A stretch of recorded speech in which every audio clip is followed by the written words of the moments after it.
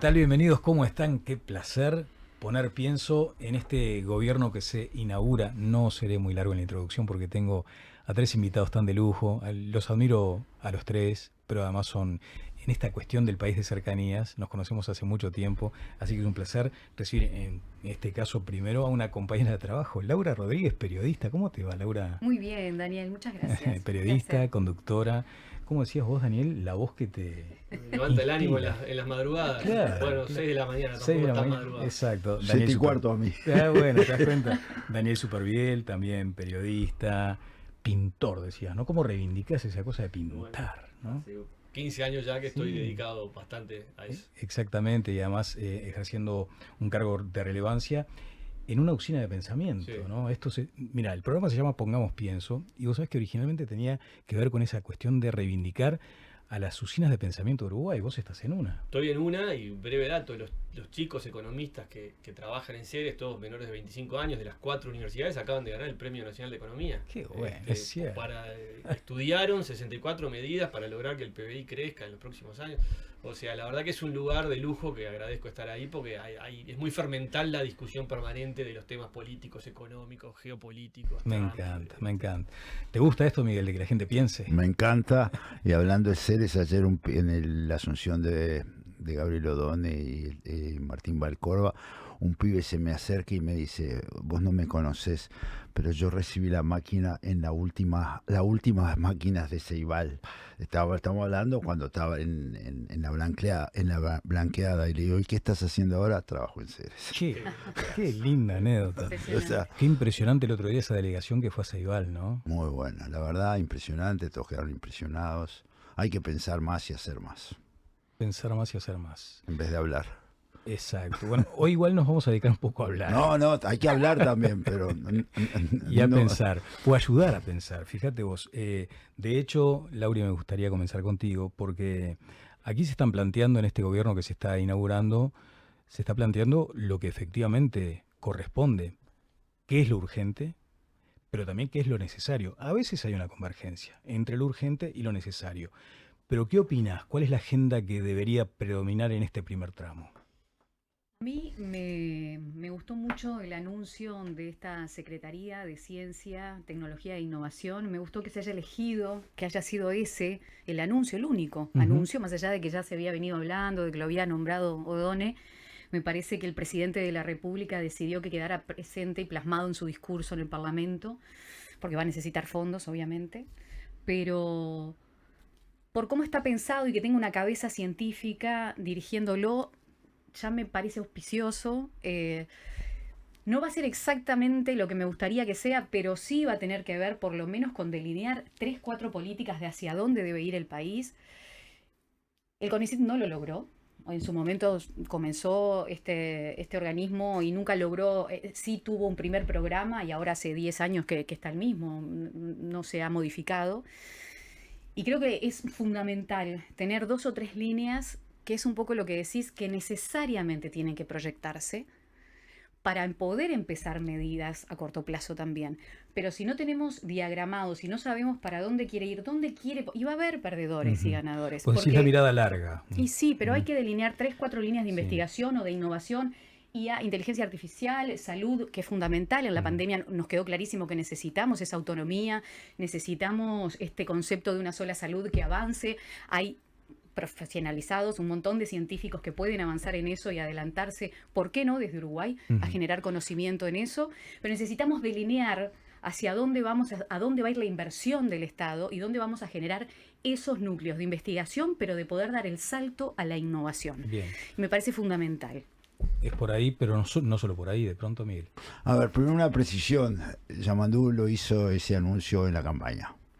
O sea, era una decisión firme de Yamandú de hacer una Secretaría de Ciencia, Tecnología e Innovación. Era una línea estratégica. Era clara. una línea estratégica en la campaña. O sea,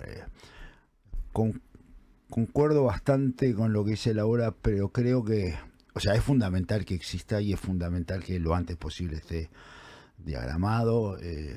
Tiene que ser un grupo muy pequeño de gente que coordina a todos los que están haciendo ciencia, tecnología e innovación y que busca a través de qué incentivos se va a favorecer. Yo creo que O sea, hay cosas que son obvias, salud es una, inteligencia artificial es otra, etcétera. Pero hay que dejar también mucho a ver los intereses de tanto los académicos como los emprendedores, etcétera, porque esa secretaría tiene que dar una serie de pautas y tiene que coordinar, que no se superpongan, que se racionalice. Que no quede en cáscara, por ejemplo. Claro, y que se racionalice. El Uruguay tiene un diseño extremadamente irracional en instituciones, organizaciones, y creo que hay que, o sea, hay que aterrizarlo, claro, pero hay que aterrizarlo. No se puede que cada vez que aparece un gobierno aparecen 3 agencias nuevas que se superponen con las anteriores porque el ministro quiere tener su que ver con eso y no quiero seguir, digamos, o sea, pero creo fundamental, o sea, si me preguntás a mí, es fundamental que el tema innovación, ayer lo dijo también el ministro de Economía, todo el tema innovación, el tema emprendedurismo, el tema avance científico es urgente. No se puede seguir pensando que sin eso vamos a crecer. Yo a todo el mundo le digo, hagamos una ingeniería inversa. ¿En qué año queremos tener el doble del Producto Bruto que tenemos hoy? ¿Dentro de 20 años? Vamos a poner. ¿Qué hacemos para que en ese 20 años llegamos? Porque si no, todo es incremental. Y en algún momento va a tener que dejar de ser incremental y ser un poco más exponencial. ¿Dani? No, yo a ver, veo con muy buenos ojos lo que están diciendo. También un cuento, una anécdota. Me pasó en Dubái, Emiratos Árabes Unidos, cuando fui a la Expo Universal. Me invitaron al pabellón de Dubái, que se podrán imaginar lo que era, ¿no? O sea, una feria que la visitan, yo qué sé, 50 millones de personas, mueve, el mundo pasa por ahí. Y ahí me di cuenta de una cosa, ellos ya están preparándose hoy para vivir en el espacio. O sea, para vivir en la estratosfera. Entonces, desde los manuales de la primera infancia, los primeros primero de escuela, segundo de escuela, ya los hacen dibujar cómo sería vivir en el espacio, fomentan la investigación aerocientífica, los laboratorios espaciales, todo el tema de navegación en la estratosfera, pero plantando la semillita en una política de Estado para que la innovación ligada, cuando se acabe el petróleo y tengan que vivir en la estratosfera, funcione. Y lo acompasan todo ese proyecto de escala nacional a un lugar llamado el Museo del Futuro. Espectacular. Fui al Museo del Futuro y voy a contar la anécdota que es a donde quería llegar. Entonces llegás al Museo del Futuro y efectivamente los tipos recrean la vida en la estratosfera dentro de 100 años. Ellos se fundaron en 1971, o sea, para el 2071 ellos quieren tener una estación de Emiratos Árabes en el futuro. Entonces mira lo que hacen los tipos. Entonces vos vas al museo ahí, sacás tu ticket, entras y en eso, bueno, usted ahora va a ir al futuro. Va el cuento. Entonces te subís en una cápsula parecida a lo que vendría a ser un shuttle que te lleva a la estratosfera, y empezás a ver en los pies que se va poniendo chiquito el planeta Tierra, no sé qué, y en eso, ¡ping! Te abre la puerta una señorita con una voz muy linda, y te dice, bienvenidos al 2071, usted está en la estratosfera. Y empezás ahí todo un museo de cosas y avances tecnológicos que fueron soñados en 2025, 2024, y te empiezan a llevar, ¿no? Y en un momento llegamos a un lugar donde había toda una innovación agrotecnológica, donde habían logrado fusionar unos cactus del Amazonas con unos cactus de no sé dónde, y donde vos pinchabas el cactus y salía agua pura, entonces habían solucionado el tema del agua. Y yo estaba tan compenetrado y le digo al tipo, ¿esto dónde lo hicieron? Y dice, no señor, miren que esto es una obra de teatro. Me dice, no es real. O sea, está tan bien hecho que me metí tanto en un momento. Y bueno, ¿qué quiero redondear con esto? Que no es solo, me parece, abrir una oficina en el Estado. O sea, creo que hay que involucrar a toda la sociedad en la importancia de poder tener la cabeza para poder llegar a este tipo de departamentos, oficinas con los mejores uruguayos y los mejores uruguayos del extranjero para que fomenten eso, pero que prendan la población. Si no queda reducido a un grupo de élite que bueno, corremos el riesgo de que pase un departamento más que se fusione con los miles que no sirven para nada. Pero Daniel, si miramos el 2005 a la fecha, el nivel de emprendedurismo uruguayo ha crecido mucho. Por supuesto. Y eso es porque hubieron políticas y estimulaciones, y el que quería abrir algo se le daba el fondo emprender, el fondo o sea, hay que buscar la manera que la gente joven entienda que un camino es emprender y hacer cosas. Se van a equivocar, no te quepa la menor duda. O sea, lo de Dubái es impactante, pero nosotros hemos evolucionado. Yo simplemente creo que no podemos seguir más evolucionando linealmente, tenemos que evolucionar exponencialmente. Laura, no quiero incorporar, pero a veces terminamos en eso, ¿no? La mirada un poco provinciana, decir, bueno, no, pero imagínate Uruguay con las dificultades que tiene actualmente, ¿cómo va a llegar ni siquiera a soñar o a imaginar con ese tipo de proyecciones al futuro, ¿no? Ese concepto de la perspectiva que creo que se ha perdido bastante. Pero vos estás en contacto todo el tiempo con mucha gente, ¿no? De la audiencia, de la radio, del canal, pero también con mucha gente de la comunidad científica. ¿Advertís, por ejemplo, que hay voluntad de la sociedad en avanzar? Sí. Porque si no tenés ese motor, después es bravo. Lo que pasa que tenemos diferentes capas de pensamiento. Yo siempre digo, vamos a tener a la capa que está pensando todo el día si va a llegar a fin de mes, si va a tener para comer, si su vida la va a poder resolver en el día a día. Vamos a tener otra capa que va a tener la posibilidad de discernir, bueno, ahora sí, las necesidades básicas las tengo cubiertas, entonces, ¿qué quiero hacer para dar ese salto? Que cada vez es un poco más difícil, pero dar ese salto y cómo quiero educar a mis hijos y en qué, y qué es lo que me proyecto para hacia dónde quiero ir. Y tenemos a los tomadores de decisiones, que son los que deben tener ese pensamiento crítico donde yo veo que falta.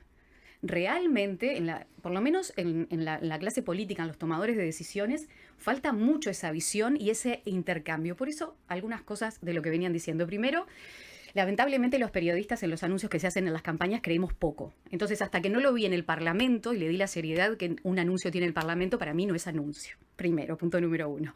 Después, yo creo que más allá de un organismo del Estado, lo que plantea este gobierno, que es lo que a mí me entusiasma mucho, es la transversalidad de las políticas. Es lograr que más allá de una secretaría o se puedan evaluar las políticas públicas, que es también una unidad que se creó en el gobierno anterior, y que se pueda evaluar las políticas y ya no no sé si lo vamos a lograr, pero no de nicho, de ministerios, sino trazar esas grandes líneas que sí se pueden salir desde determinadas cabezas que van a tener que interactuar, por supuesto, con el sector privado, eso es inevitable, pero que de alguna manera le puedan explicar a los tomadores de decisiones por dónde hay que ir, porque a veces saben y a veces no.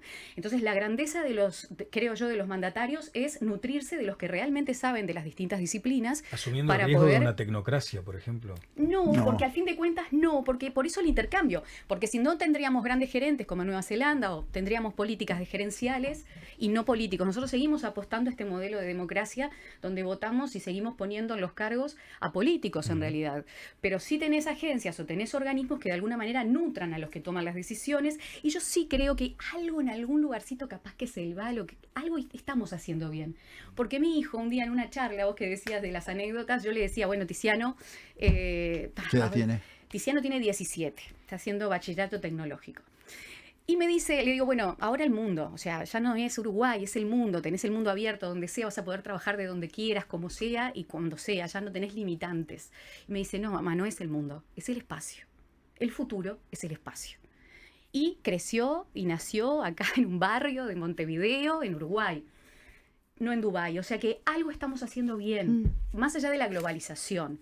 Creo que algo va permeando y por eso, una vez que tengamos estas líneas estratégicas que obviamente va a tener que converger, y ese es el gran desafío que yo le veo a este gobierno, que creo que estamos en ese momento de dar ese salto, de poder entender la interinstitucionalidad, esta hibridación que se necesita para todo. Ya el ingeniero no trabaja más solo, ya el matemático no trabaja más solo, ya nosotros los periodistas que nosotros estamos acostumbrados a esa modalidad de trabajo. Nosotros, claro, como decimos, somos un charquito, ¿no? Con poca profundidad, pero que abarcamos mucho.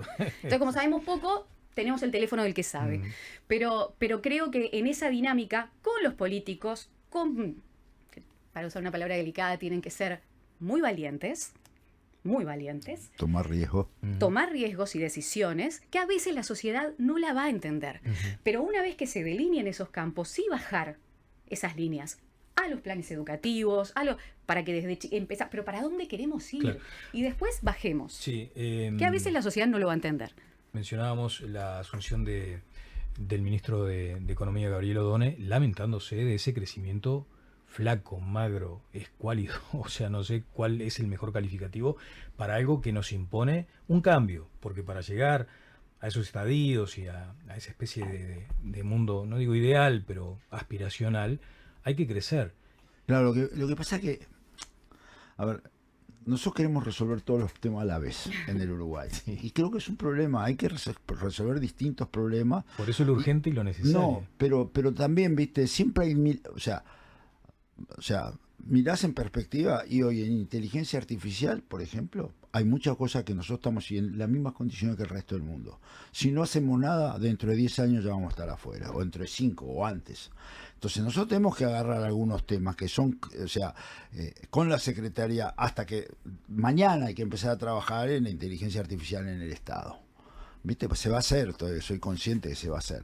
¿Entendés? ¿Por qué? Porque hay que estudiar una cantidad de trámites que están duplicados, ya lo dijo ayer también O'Donnell, hay una cantidad de cosas. Para eso hay muy buenas herramientas hoy, entre humanos e inteligencia artificial. Entonces, esas son cosas en que estamos en las mismas condiciones que la región y que cualquier país. No estamos no en el hardware, ahí no estamos, ahí tenemos cero chance.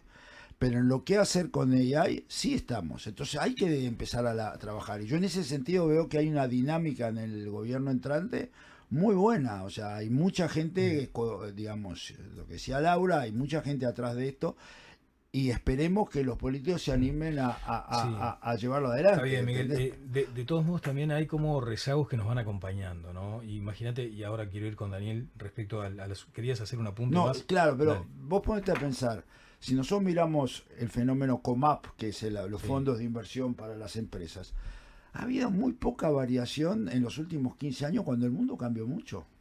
Entonces, viste, hoy en día se dan puntos COMAP por cosas que son comunes ya no es más tecnología, Claro. ya no es más tecnología limpia. Entonces esto hay que cambiarlo para que las inversiones se hagan en cosas que están en el futuro. Yo estoy absolutamente de acuerdo con los proyectos COMAP, pero no tiene sentido que te den puntos hoy por tener una computadora. ¿Me entendés? O sea, porque el que no tiene una computadora no está en la cancha. Sí. Hay conceptos que pueden ser, conceptos no, realidades que suelen ser como momentos embudo, ¿no? Está la demografía también, uruguaya, ¿no? Y este asunto de la seguridad social. ¿Sobre eso, Daniel? Bueno, escribí en el último artículo de Diálogo Político, lo consideré uno de los temas relevantes, ¿no? Y eso no es una varita mágica que diga, bueno, ahora hay que tener hijos, no, o sea, corresponde a 1000 factores, 1000 variables y un dato de la realidad. Es duro decirlo, pero los uruguayos estamos empezando a correr riesgo de extinción. Si crecemos menos, si mueren más de los que nacen, se van más de los que llegan, uruguayos, por un tema matemático, lógico, tendés a desaparecer, capaz en 200 años, o sea, no va a pasar, pero verlos desde ese ángulo del lineal matemático asusta, ¿no?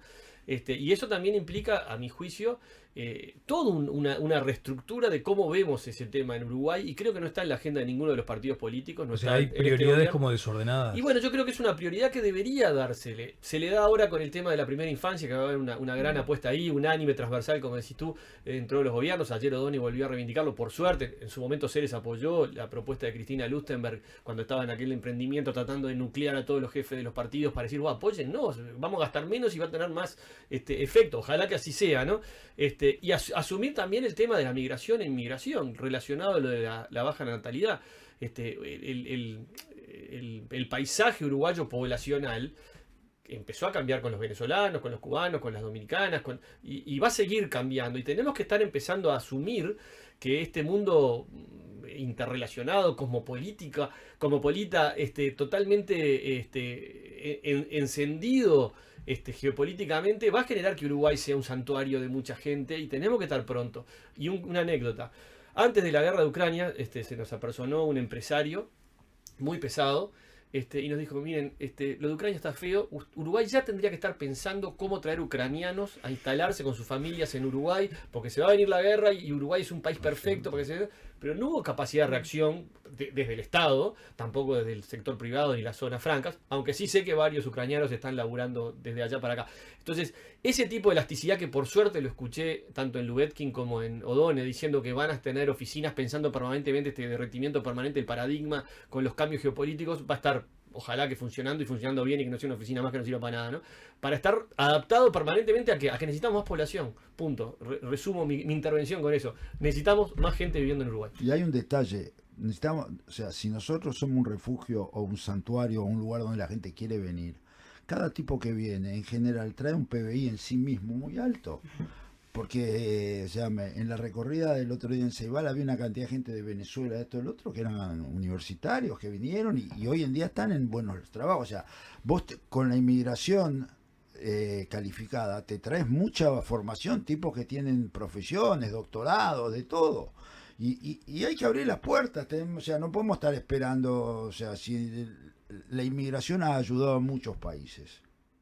Lauri, comentarios. Sí, no, me parece bárbaro porque justo sí, hoy Luetgen lo decía y tiene que ver también con, bueno, eso de los equipos, de estar leyendo, que en realidad ya los tenemos. Hay un tema también que nos gusta como ponerle nombre o decir vamos a crear, pero en realidad Cancillería ya tiene técnicos buenísimos y de un nivel altísimo, que lo que hay es que escucharlos, ¿no? Sí. Y tal vez coordinarlos para Claro. que se escuche eso de las... Pero realmente esos programas, como hay en todo el mundo de incentivo Sí. para que vengan, para Yo- que la gente llegue. Me parece genial Sí, esa pero es cabeza. difícil. Para aquellos que llegan a ir y No. pasar y esto y la fichita y el Totalmente. sellito y triplicar Como las vos oficinas, decís. no es tan fácil. Esa Si idea. bien en este gobierno se facilitaron Esa algunos idea trámites para brillante. instalarse, no es algo sencillo. Ujú. Es ahí donde, escuchándote, Daniel, y a vos, Miguel, decía, no pudimos resolver con flexibilidad mental la eventualidad que nos ofrecía Ucrania, ¿no? En Claro. medio de una crisis. Para decir terrible. Para decir algo. Miguel dice, me consta que la inteligencia artificial va a permear a las estructuras más importantes del Estado. Y lo que yo advierto muchas veces es que la cuadratura está en lo intelectual, que no nos animamos a pensar un poco más en toda la potencialidad o el potencial que tiene Uruguay. Entonces pueden haber muchas buenas ideas, pero si el sistema político sigue medio cuadrado, está bravo. El problema no son las ideas, son las implementaciones. Claro. Las ideas valen Bueno, cero. tenés razón, claro. Eso es un planteo mío siempre. Las ideas valen cero. Lo que importa es cómo se implementan. Y bueno, hay que poner gente calificada para implementar y para llevar adelante las cosas, porque ideas nos vamos a cansar de tener, ¿no? Sí, Digamos. mira, yo había notado acá como uno de los temas también, que no sé si les aburre capaz el debate o la discusión o el intercambio sobre las diversidades ideológicas, que no simplemente se planteara en términos de bloques, ¿no? De esos dos bloques, sino a veces en las propias internas de los partidos. ¿No entienden ustedes que también allí hay una valla que hay que superar? Yo creo que sí, hay una valla que hay que superar y que el que las tiene que superar sobre todo es el presidente Orsi, me parece, más que la oposición. Y en ese sentido, en cuanto a los bloques, escuchando a Negro, al ministro del Interior, hay una continuidad con la política de Martinelli.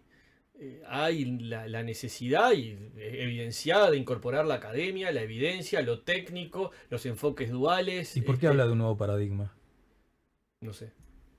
Yo creo que es más referido a estos conceptos que también hicieron mucho ruido de la lucha contra el narcotráfico, de cómo vamos a combatir la inseguridad. Pero si vos hablas de un nuevo paradigma en la seguridad pública, estás diciendo lo que funcionaba como paradigma hasta hoy no funcionó, vamos a aplicar uno nuevo.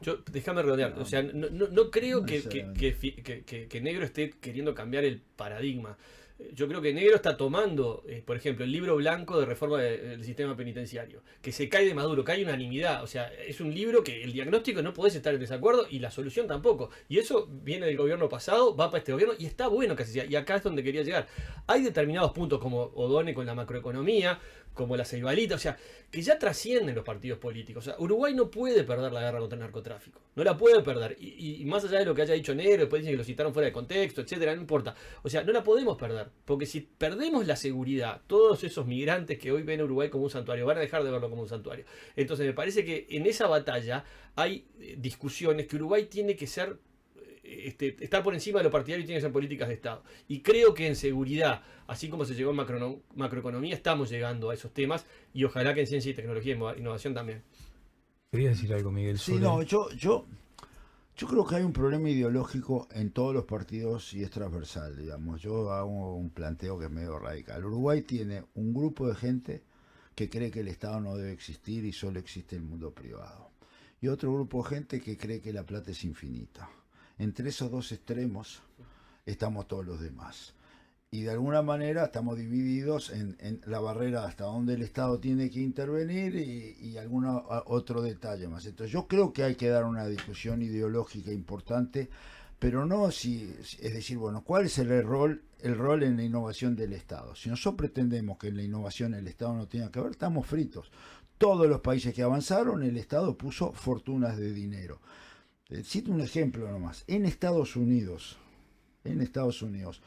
Uno cree que toda la investigación la hacen las farmacéuticas. No, la hace el NIH.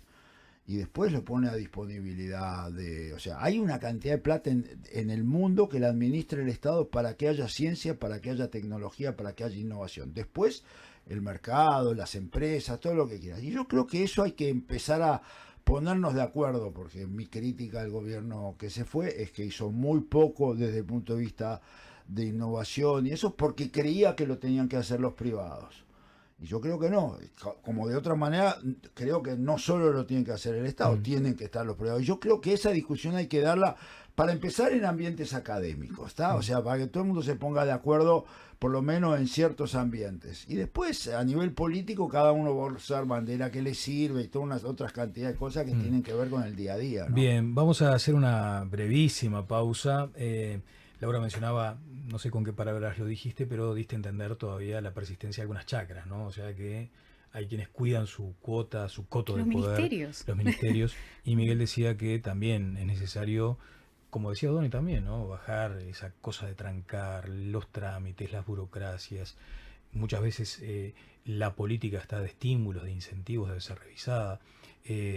Porque también es tanta la regulación que a veces también te desestimula, ¿no? Ceres tiene muchos estudios con respecto a eso. Sí, enorme cantidad, sí, ¿no? Y, sistemáticamente Muncho ha insistido, Sí. los 100 orientales, las oficinas que se duplican, una Desestimula la inversión. que es planes que se han implementado, por ejemplo, en Australia, donde se detecta, vos acá hay que hacer este trámite 5 veces, pero se hace una vez, queda, ¿entendés? O sea, hay mucho para cortar ahí. Y la inteligencia artificial va a ayudar muchísimo. Bueno, vamos a la pausa.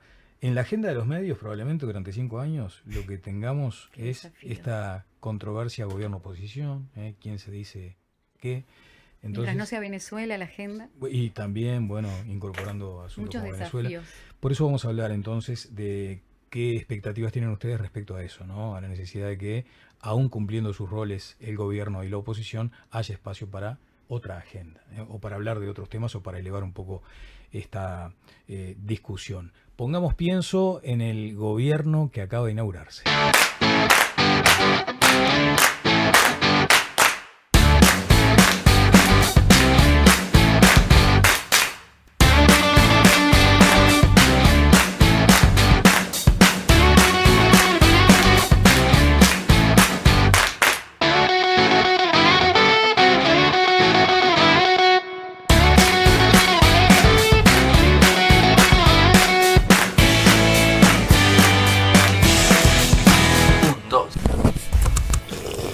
Maravilloso.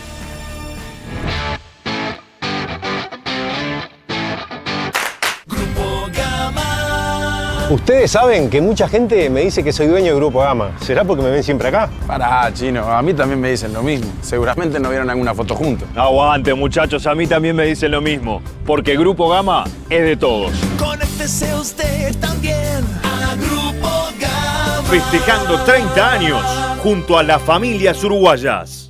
Patrón, patrón, patrón.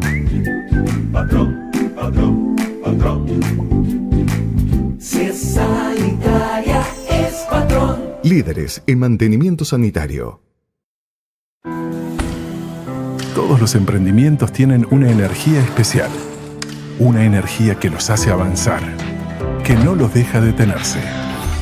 Una energía que los hace crecer. Para que esa energía emprendedora se potencie, en UTE lanzamos el Plan Inteligente para Pymes, que se le suma al de hogares. Un plan para que las empresas accedan a la energía eléctrica a un precio más conveniente y con garantía de ahorro. Si después de un año pagaste más que con la tarifa actual, te devolvemos la diferencia. Ingresá al simulador en ute.com.uy y pasate al Plan Inteligente para Pymes sin costo. UTE. Transformando con energía nuestro país. Bueno, seguimos avanzando. Lindísimo además, como suele suceder, lo que se habla en esta breve pausa.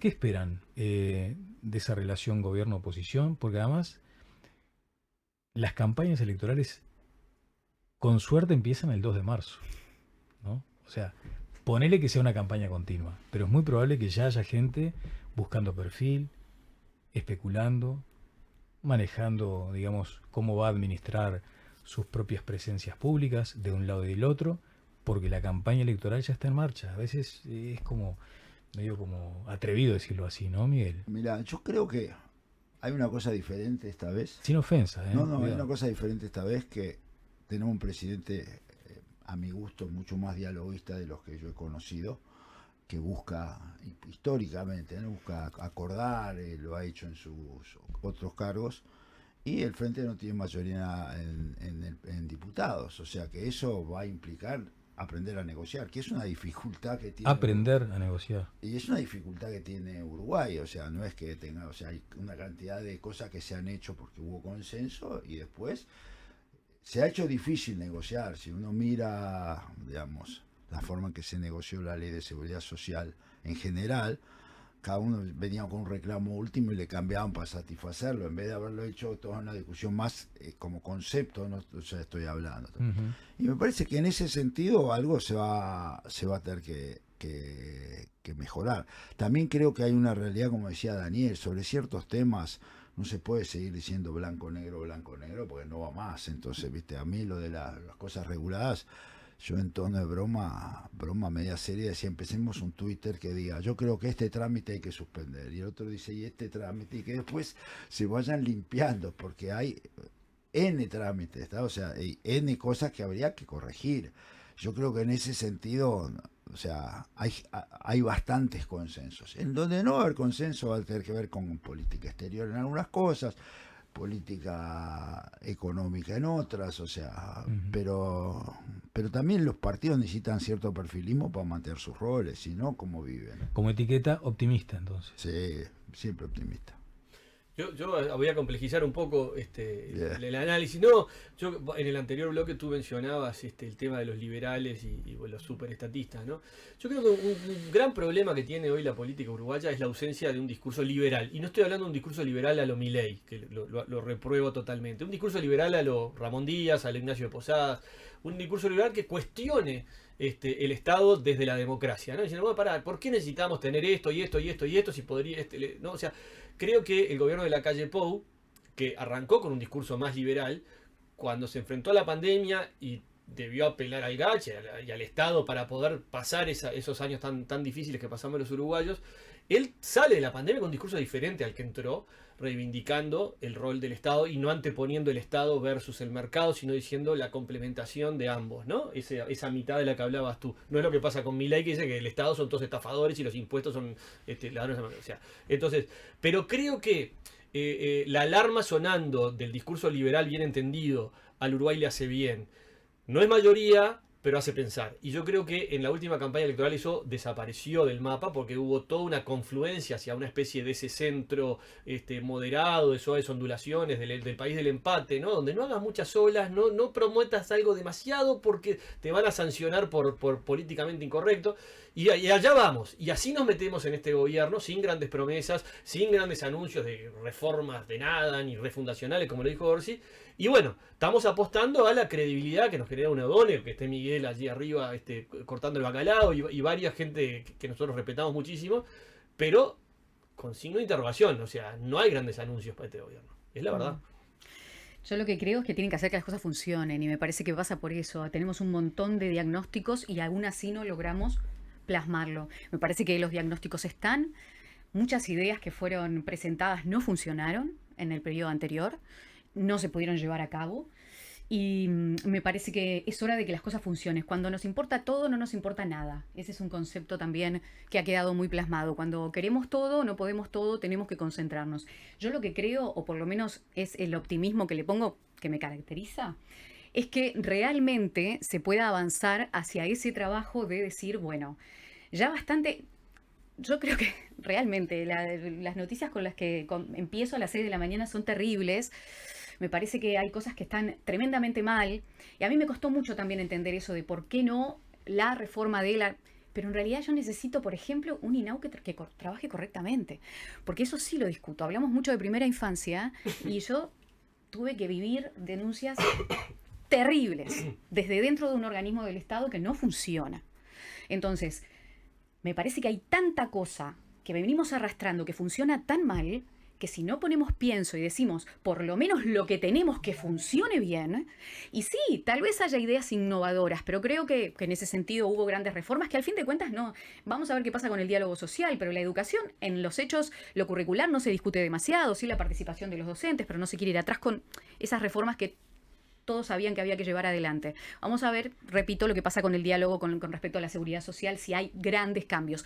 Pero sí creo que esto, o por lo menos apuesto a esto que se quiere lograr de esta transversalidad de las políticas para realmente dar el salto en lo que ya tenemos diagnósticos de sobra, pero no logramos llevar esas ideas a territorio, no logramos llevar esas ideas al ciudadano, no logramos ni mejorar los guarismos de pobreza infantil, ni la seguridad. No sé si se requieren grandes reformas, se requiere mucha valentía y hacer que lo que ya está, o por lo menos los diagnósticos que ya tenemos, de alguna manera se resuelva y funcionen las cosas. Funcionen. Probablemente un altísimo porcentaje de quienes vean esta especie de tertulia, de intercambio, digan, sí, pero yo no llego a fin de mes. Claro. ¿No? Está todo bien, fantástico, vamos a pensar en ese país ideal, pero a mí me falta bastante para llegar a fin de mes. Y hay a esa gente que también hay que considerarla, que es mucha por otra parte, ¿no? Pero sin duda, lo que pasa es que hay cosas como vos dijiste, lo urgente, y hay otras cosas que son más de corto y de mediano plazo. O sea, yo te hago una pregunta al revés. ¿Cuáles son las herramientas de movilidad social del Uruguay? ¿Por qué no discutimos eso?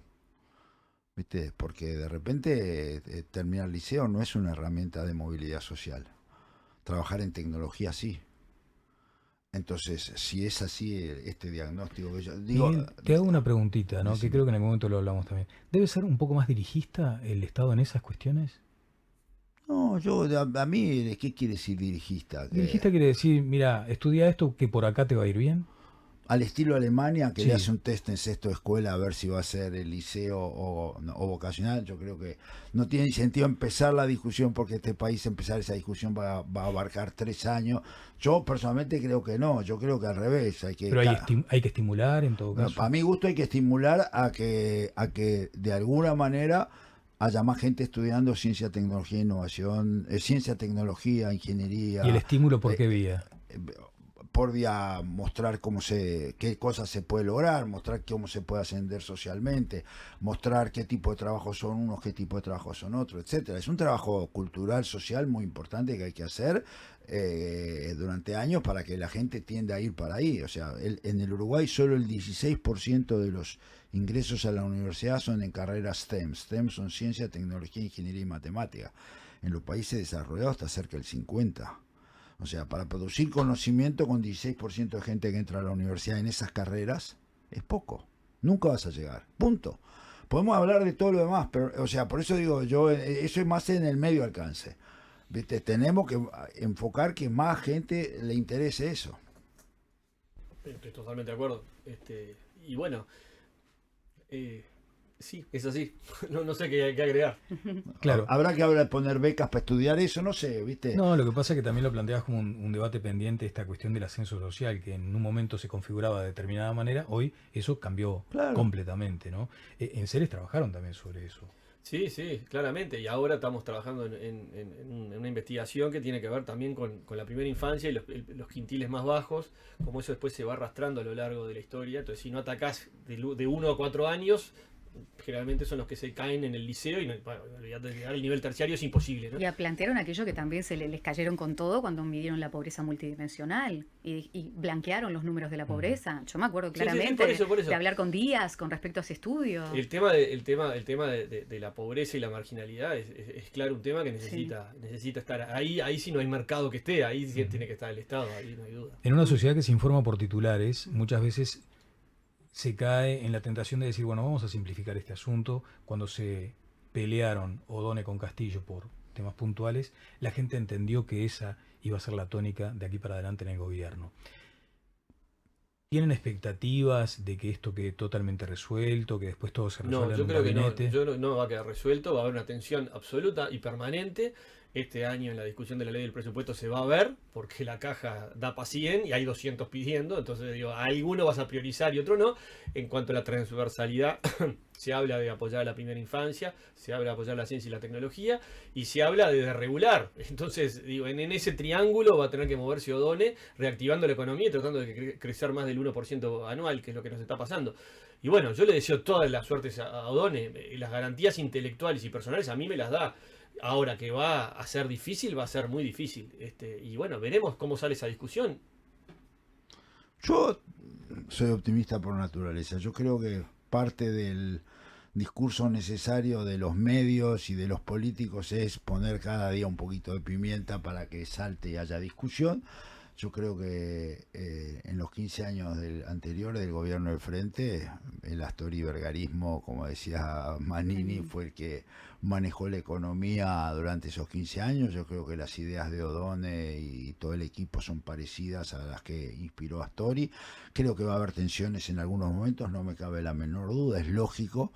Pero no me parece nada, digamos, grave. Sí me parece grave todo el argumento que, ay, ¿cuánto va a durar? Y hay esto, y hay el otro. Que Sí, es parte... eso es como cuando decían que la coalición republicana no dura un año. Es lo mismo. Exacto. Pero recordemos que Astori tuvo que trancar fuerte, hasta poner la renuncia arriba de la mesa para que... Pero es parte de la vida. Bueno, por eso concordamos, va a haber tensiones. O sea, estamos de acuerdo. Claro, pero yo no le veo las tensiones a un nivel de...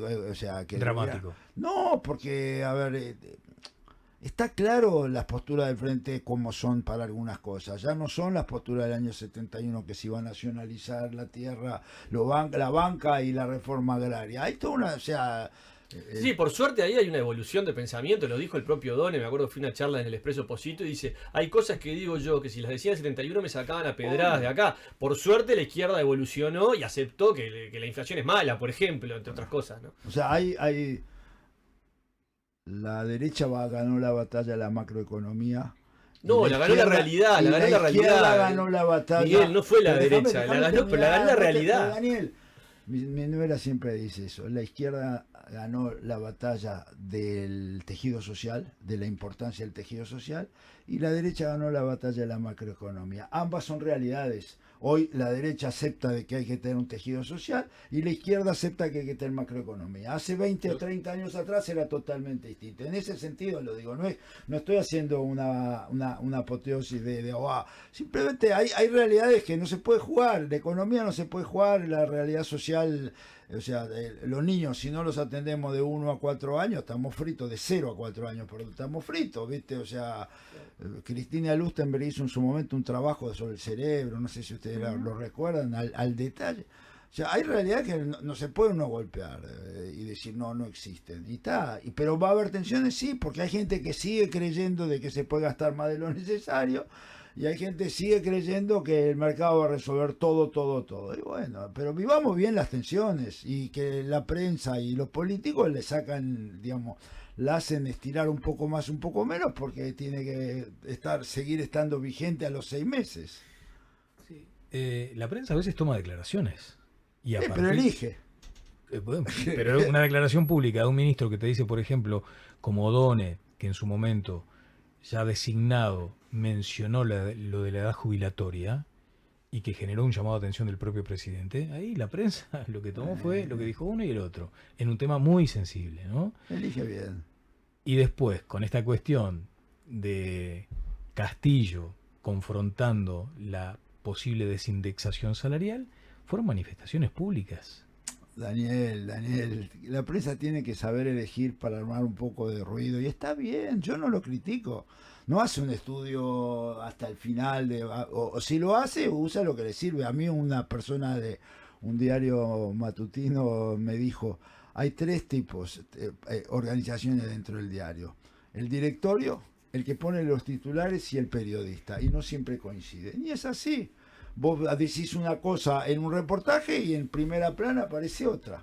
O aparece la mitad de tu frase. ¿Entendés? Pero está bien. Eso lo entiendo porque es el funcionamiento de los medios.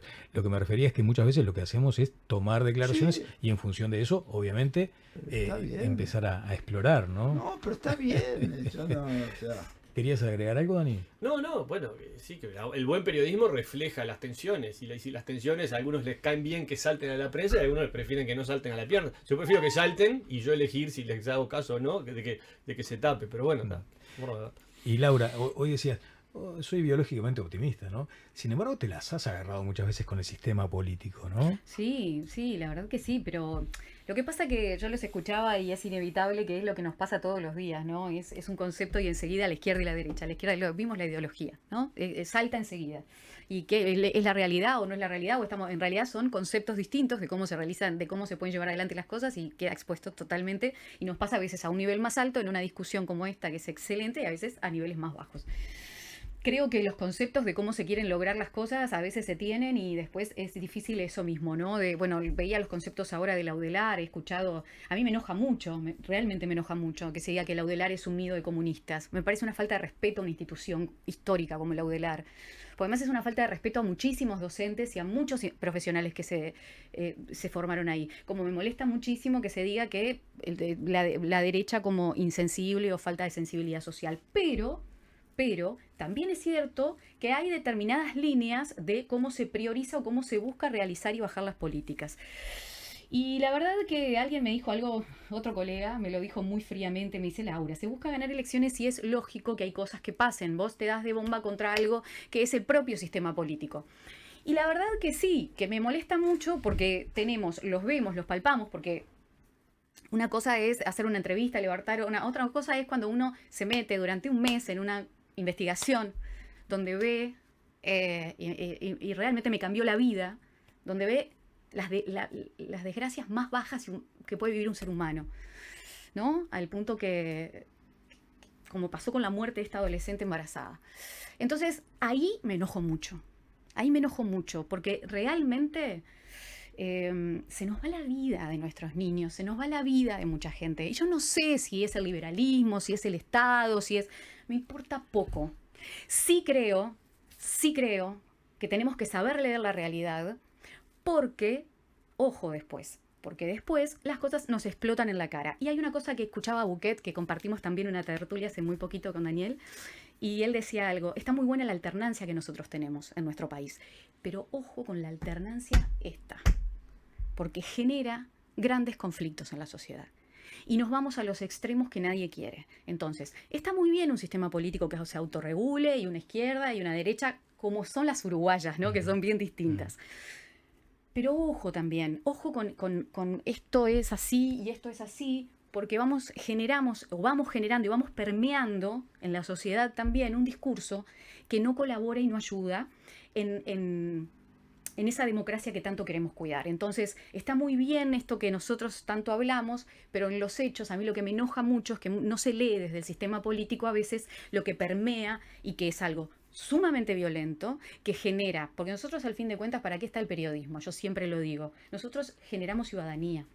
Yo lo que honestamente creo, que le falta también educación, creo, a la sociedad de lo que hace un periodista, es generar ciudadanía. Nosotros lo que hacemos durante 5 años es tratar de que la gente tenga todo lo que pueda sobre la mesa como control, o de poder para enseñar y ser de alguna manera los que podamos llevarle a la mayor cantidad de gente la posibilidad de que después ponga un voto consciente, para el lado que sea, no me importa, no me interesa para qué lado, pero que sepa lo que está votando, que vote conscientemente. Y me parece que en esa formación de ciudadanía, a mí lo que me molesta mucho es que muchas veces veo cómo no se dan cuenta que en discursos sumamente violentos o en idas y venidas tan complejas en donde se le va la vida a la gente, podemos perder eso tan anhelado, tan divino y tan maravilloso que es la democracia uruguaya. Sí, cuando citás, y te conmueve porque lo viviste muy de cerca y en profundidad, el caso del INAU, también a veces es angustiante y además frustrante y te enoja también decir por parte de la autoridad: miren, pero lo que pasa es que mi marco institucional es este.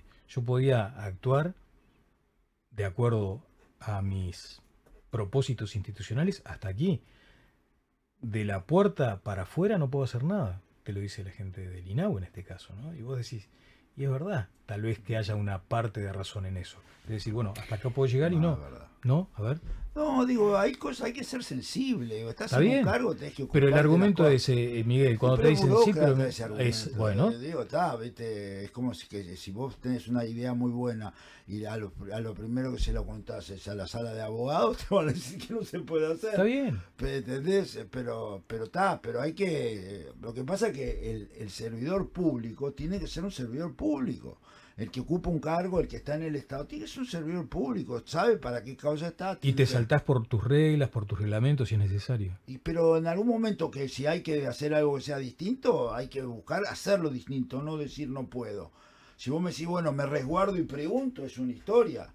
Pero son seres humanos, no sé, yo, viste, que si cada uno me dice, no, la norma dice esto y después, pero no alcanza. Pero es lo que tenemos nosotros, por eso la referencia a lo que decía Laura. No, entiendo. Cuando vos llamás a la autoridad te dicen, no, pero mirá que mi marco... Ojo, todas las corporaciones son malas, en varios aspectos en ese sentido, porque, bueno, estamos hablando de la política y tu pregunta desprendía de ahí, pero las grandes corporaciones, sean sindicales, sean... Nosotros mismos como periodistas nos broquelamos, a veces hacemos como especie de cerrarnos en cosas que capaz que no están tan bien. Tenemos que tener autocrítica. Creo que las corporaciones en sí, cuando se plantan desde ese lugar de esto es así y va a ser así, es como la discusión, ahora ustedes hablaban, pero hay una gran discusión que el Uruguay se debe, es de si vamos a seguir apuntando a materias primas o si realmente vamos a dar, ¿no? Y esa chacrita que la toca. Entonces creo que son también temas de las corporaciones en sí, cuando logran tener de alguna manera, no tienen contralor interno y el poder se junta, es difícil moverlos de su lugar, sea donde sea el Estado, sean los políticos, sean los sindicatos, porque después viste que también te dicen, bueno, en todos lados pasa. Bueno. Y bueno, nada, muy interesante, estamos salpicando mucho tema, ¿no? Claro. Sí, me quedé pensando en alguna... O sea, no es que obviamente yo esté de acuerdo con que seamos reglamentaristas, pero a veces también el propio funcionario dice, si yo hago algo que va por fuera de lo que me indican, me como un garrón. Dicho así. Aplicado, por ejemplo, a varias instituciones, entre ellas ni más ni menos que la policía. No, a ver... Pero creo que, perdón, me voy a meter. Creo que Miguel habla de una cosa y tú estás hablando de un caso particular donde evidentemente hubo un vacío de insensibilidad que no pudieron actuar a tiempo y terminó como terminó con la tragedia, ¿no? Yo creo que tú te referís a, claro, si vos, a ver, por ejemplo, cuando este último gobierno y el Mides puso el centro en Casaballe, donde nucleó Banco República, Mides, INAU, UTEC, y fue a Casaballe y lo puso ahí, ¿no? Con lo cual le cambió la vida a cientos de miles de personas, ¿no?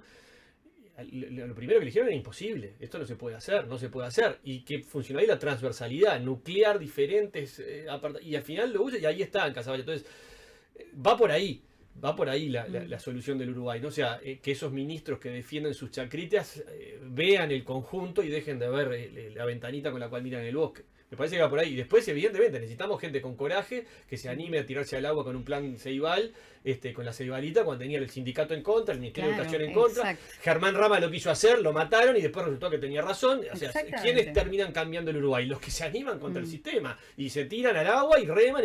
Algunos ganan, otros pierden. Y los que ganan hacen que gane todo el Uruguay. Yo creo que todos los temas hay que tratarlos como que no hubiera restricciones y diseñarlos.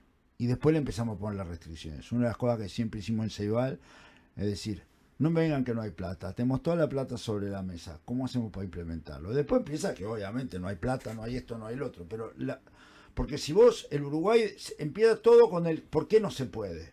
Y cuando en realidad algunas de las cosas son simples, o sea, muy simples.